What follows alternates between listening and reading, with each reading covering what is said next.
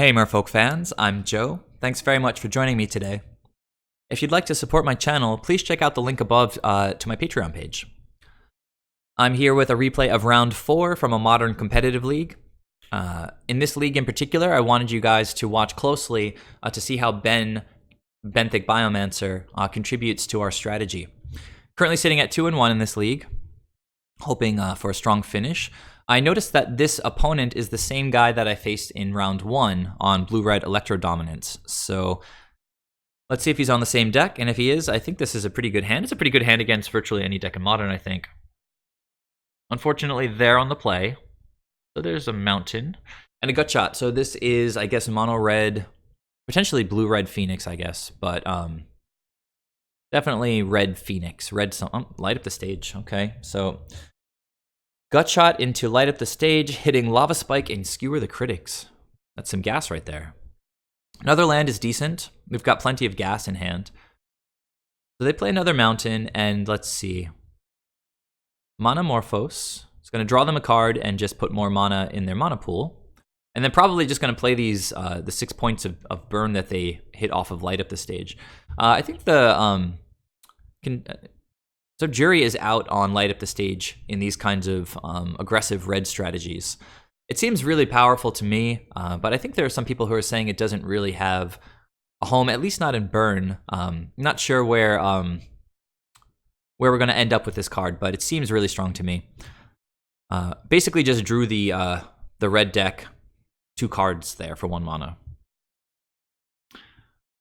So AEther Vial is going to take up, and I'm just going to get Silvergill out on the table, drawing through these islands.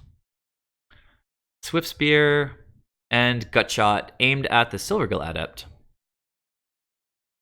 Another Gutshot at my face. Man, this deck goes all in. Another Skewer the Critics, and I'm going to go down to 5.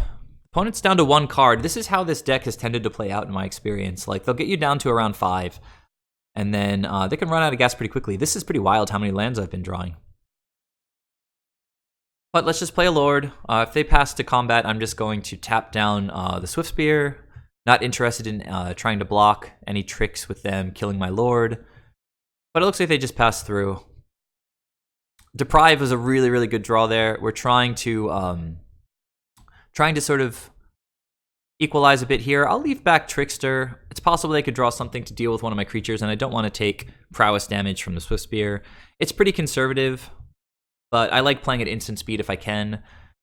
Bringing AEther Vial on the opponent's end step. They're bringing in the Lord through AEther Vial on their end step. Spreading Seas, very nice. Take them off some of their red mana, slow them down a little bit more. And a creature that we can Vial in, also great. So play a land, swing with everybody here. I've got the Trickster, and the opponent thinks maybe they've got me. They go for Bolt, and I'm just going to deprive that. And then, of course, I can tap down the Swift Spear on their turn. But they just chose to scoop at that point. So don't be afraid if the opponent just goes bananas with burn spells out of the first few turns. It's just what this deck does. But they also have to run lands, so they're not only going to draw into Lightning Bolts. And, we got there. It took until turn 6 or 7, but, we got there. So it was not blue-red Electro Dominance, but mono-red Phoenix. Let's go to game 2 and see how that went. Back for game 2 against mono-red Phoenix. Let's check out the sideboard here. So I wasn't quite sure how to sideboard against this strategy. I definitely want my counter spells. I took out 4 bends only because I have a lot of strong options in this matchup. All of the creature interaction is really good, like our Tricksters and Harbingers. Obviously, Master of Waves is really good. The Lords are just a central part of the strategy. I really like AEther Vial because it helps us hold up our counter magic. So I brought in 1 Echoing Truth, could potentially deal with multiple Swift Spears or save my creature from like a searing effect. And I brought in a couple of relics, not all of them, because they're not doing too much with their graveyard. I think it's just the Phoenix plan. It's possible that they're going to bring in like a Grim Lavamancer, but still, it's not a reason to bring in like 4 relics. So again, I took out 4 Benthic Biomancers, and 3 Spreading Seas. Spreading Seas are just a little bit poor on the draw. It can be a little bit slow. So 7 cards out. I brought in 1 Echoing Truth, 2 Relics. I brought in the 2 extra Wizard's Retorts, and I brought in 2 Spellskites. So some solid additions. I'm not quite sure if I want to take Ben out, but as I mentioned, we have a lot of good options. So I did choose to board out Ben. And I thought the opponent just, I think, saw his opening 7 and chose to scoop.